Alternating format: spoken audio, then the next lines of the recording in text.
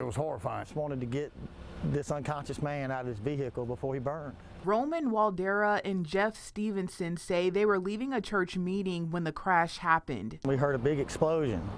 I looked over to the right. I saw blue lights. I gingerly jogged through that parking lot over there, and that's where I witnessed, one car in flames with the unconscious gentleman in it. Waldera says he ran to the driver's side of Allen's Lincoln. The door was completely blocked and jammed, and at that point a police officer had come up with a flashlight and was trying to break the window out. When that didn't work, another friend of Waldera's, Bob Wise, discovered that the back passenger door was unlocked. So I jumped in the back passenger door with him into the burning car and quickly filled up with smoke, and Bob had to exit the vehicle, and I was continuing to try to pull him out.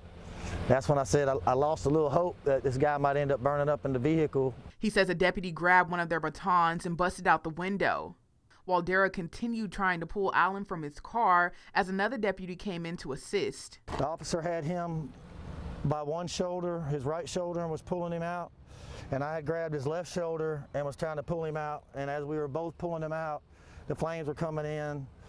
And I hollered for someone to help and get his legs. That's when Bob Wise came over and grabbed him by his waistband, and we were then able to pull him out just before the car went up in flames. Just a few feet away, Jeff Stevenson was attempting to save the family trapped in the Toyota 4Runner. Thankfully, their passenger door was unlocked. I was able to open it easily, and when I looked inside, at first couldn't see the wife was in her seatbelt and hanging, and wasn't moving really.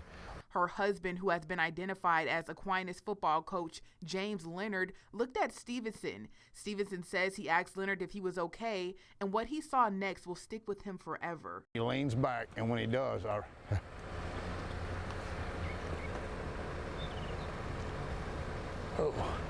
he was protecting his son.